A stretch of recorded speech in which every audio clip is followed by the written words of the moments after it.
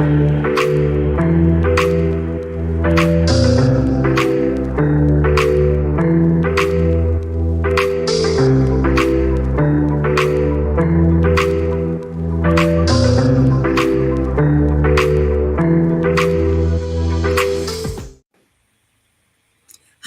and welcome back, and welcome back. This is the next iteration of the Meet the Team with Marnese. I am Marnese Jackson. I am the Executive Director of the Midwest Building Decarbonization Coalition, and our mission is to decarbonize the Midwestern building sector by 2050. Our focus states are Indiana, Iowa, Illinois, Missouri, Michigan, Wisconsin, Minnesota, and Ohio. And so Midwest BDC was founded in the first place to eliminate fossil fuels in buildings. And of course, no one else was doing that in an equitable way. And so with our organizational structure, we focus on the HIMES principle for democratic organizing. And we honor the climate justice principles and the environmental justice principles in the work that we do. Because in building decarbonization, eliminating indoor air quality, it focuses on high energy burden and, of course, environmental racism. So today we have joining us Joanne Lee, our new policy manager. Joanne has been on staff for about a month, and she joined a couple months. She joined in May, actually, and she has been working closely with Jacob Surfling. You've seen him before on the Meet the Team with Marnese, who is our Director of Building Decarbonization and Policy and Projects. And so now we're building up our policy team. So welcome, Joanne, and we want to take a moment for you to introduce yourself and introduce yourself to the world of Midwest BDC. Perfect. Hi, if we've never met before, it's really nice to meet you. My name is Joanne Lee. I use she, her pronouns. I am calling in today from Chicago, Illinois. I'm a longtime resident of Illinois, and I joined Midwest BDC almost 2 months ago. It's crazy. I feel like the summer has gone by so fast. As the policy manager, of course, as Marnese said, working really closely with Jacob, and I'm excited to be here today and to chat with you.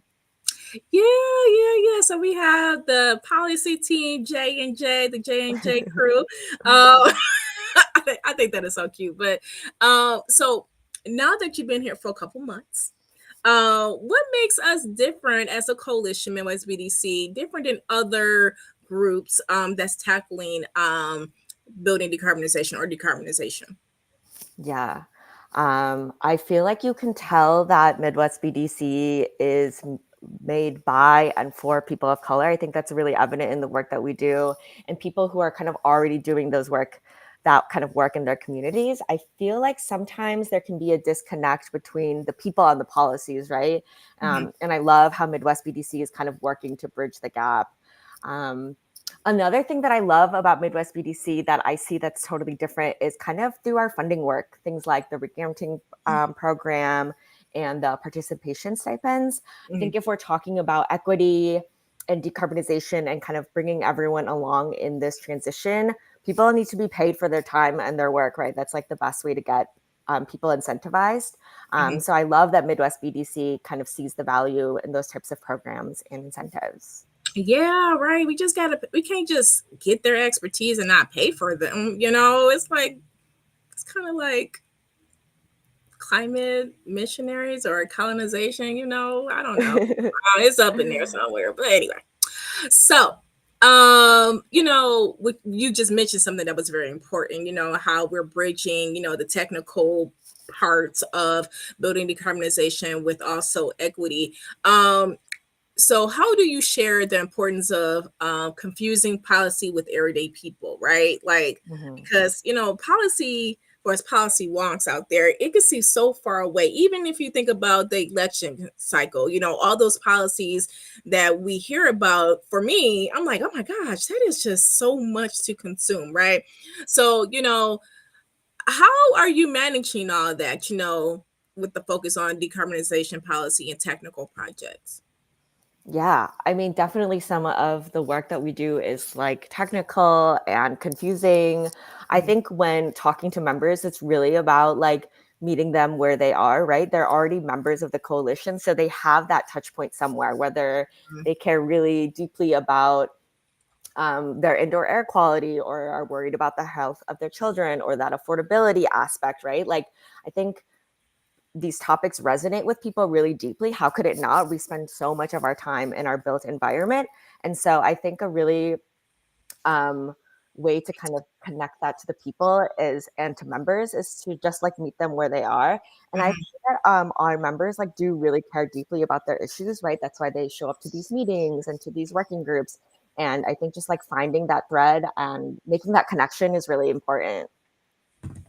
Yeah, I totally agree. And how can you tell people like specifically about decarbonization in a way that resonates with them? Like you said it that we spend majority of our time indoors, right? And I know that's how I connect people, right? But Hmm. decarbonization is such a big word, right? How do you Yeah. simplify that for people who without making them feel like they're stupid, right? Because or like they got this big intimidating word like, heck, I felt like when I first learned about decarbonization, I'm like, that's kind of intimidating. Not really, what is that? But then when I got it broken down, so what are your strategies of resonating with people? Yeah, I mean, I feel like we do this in all of our working group meetings at the front. Like we're eliminating all the jargon. All Mhm. the there at the beginning of every call, there's a glossary. Here are the words that we're using. Here's what they mean. Here are the acronyms. Why are there so many of them? Right? Mhm. Just like explaining them and doing that kind of level setting. And if someone doesn't know and is curious, I'm obviously so super like excited to kind of walk them through all of those things. And you're right, decarbonization is such a daunting word for sometimes for some folks. Um, but I think like bringing it to things that they already know, right? People already know about how appliances can be electric. That could be a really easy connection. People know that a heat pump, or people who don't know what a heat pump is, you could align that with how a refrigerator works or how an air conditioner works, right? So there are things that people are already familiar with and already know about, and making that connection, I think, is super important too.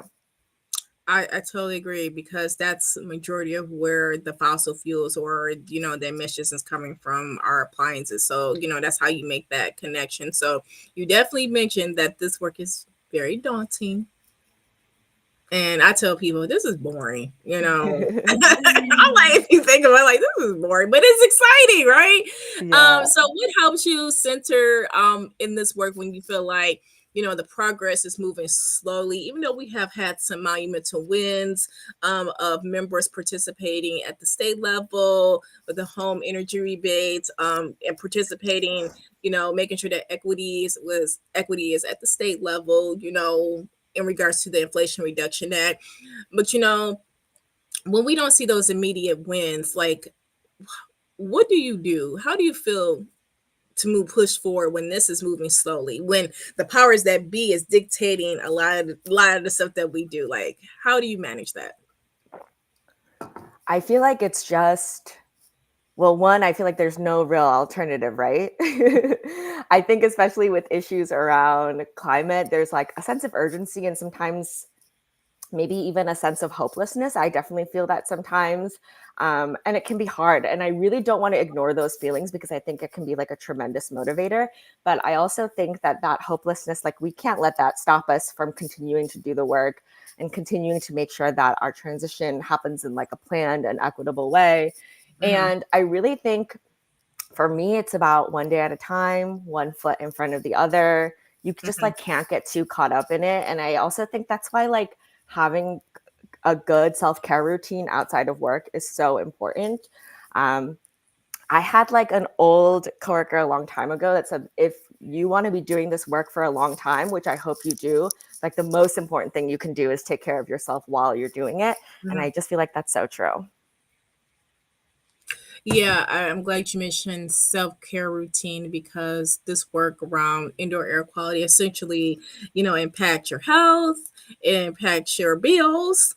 If you want to dive deeper into, the racial injustices, due to redlining, gentrification, if we go down, it's like this work is hard, and people who are not in it may not see it that way because they're so focused on like the bottom line or making sure that corporations get what they need and their stakeholders are invested, all that.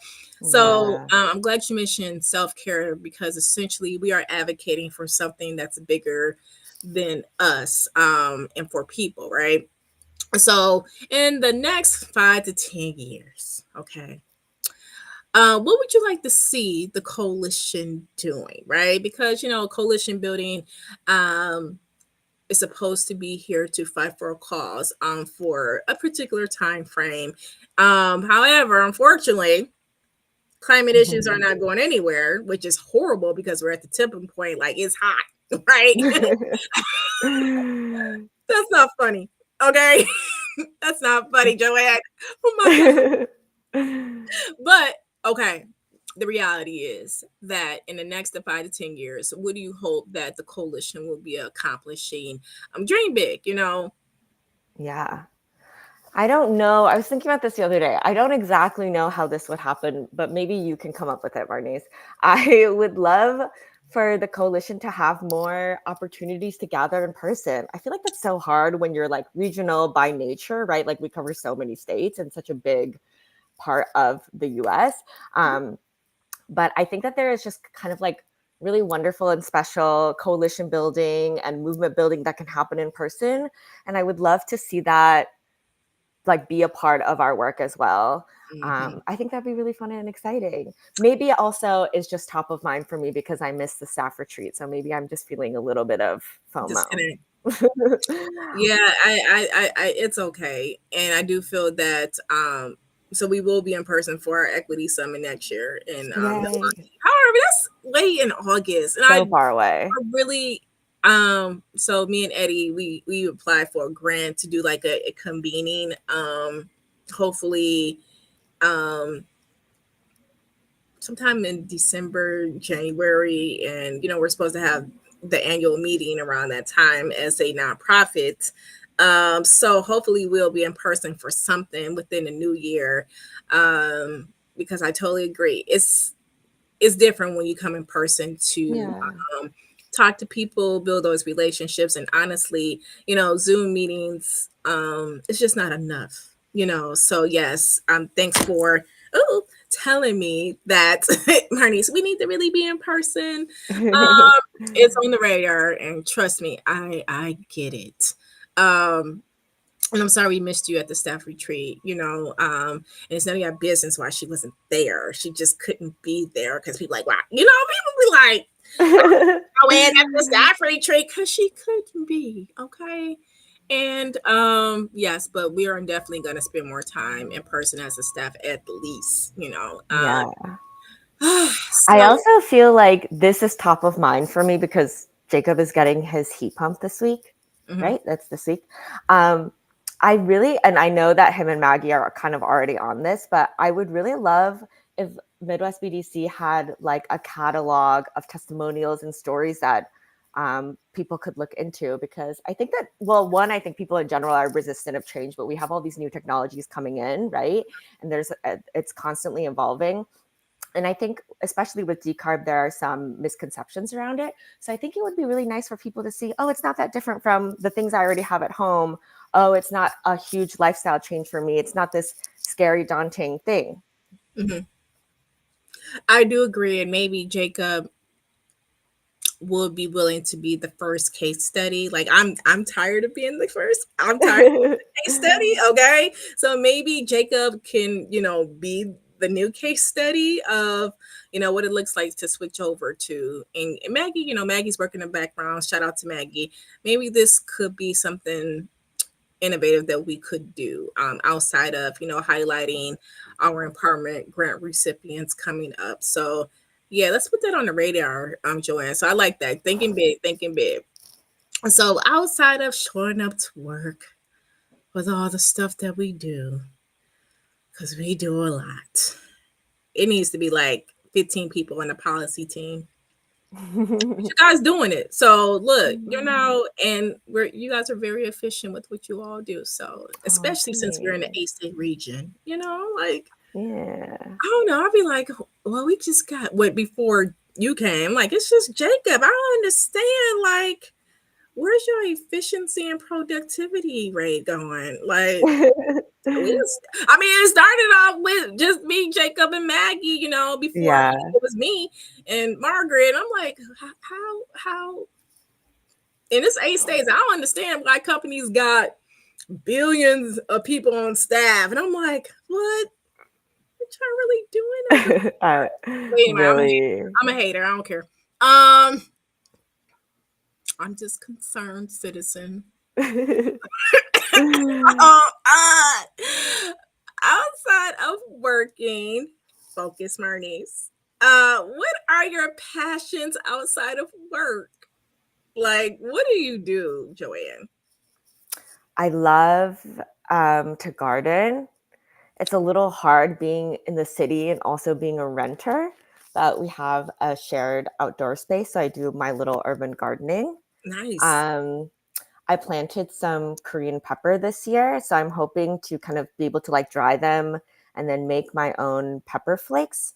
That's Mhm. something that my grandma has always done. So I'm like looking to kind of like keep the tradition going. And then I'm also like a crafty person. So I love to like knit and sew and mend my own clothes and things like that. Wow. I love the fact that, and I had an awesome time interviewing some of the board members, and all of them had in common something earthy, environmentally related with the stuff that they like to do. So Yeah, that makes you sense. you are really, grounded in Mother Earth, and then also conservation. Like, you're making your own clothes, right? Which is really cool, and I feel like it's a lost skill, sewing. Um, Definitely. so I'm glad you're doing that. And so Joanne, we're excited to have you on the team. Joanne has jumped in there. She led our first working group meeting. So go, Joanne, the J&J crew team. So look more to what our policy team is working on. Shout out to them. And I would like to also invite everybody to our upcoming equity summit coming up next week. Oh, look at you, Maggie. It's next Wednesday and Thursday. It is free. Our stuff is free as a coalition, by the way. Membership is too. Um, so the perks of attending, you get to see a whole bunch of speakers talking about sustainability renaissance, which is really key right now since the world is, at the tipping point, and that we politically are up against a lot within our work. So we want to sustain the work that we do, especially locally and at the state level, because that's where the real impact happens. So please go to our website, sign up. It's free, it's virtually, it's not in person just yet. And if you're interested in becoming a member, please come online and see our future events that we got going on. So I had a great time, Joanne, talking to you. Thanks for tuning in, and see you all next time, because we will be having another Meet the Team podcast in a couple weeks. We having a new addition to the team. Yeah, we growing, we growing. Woo. I will see you all soon. Thank you.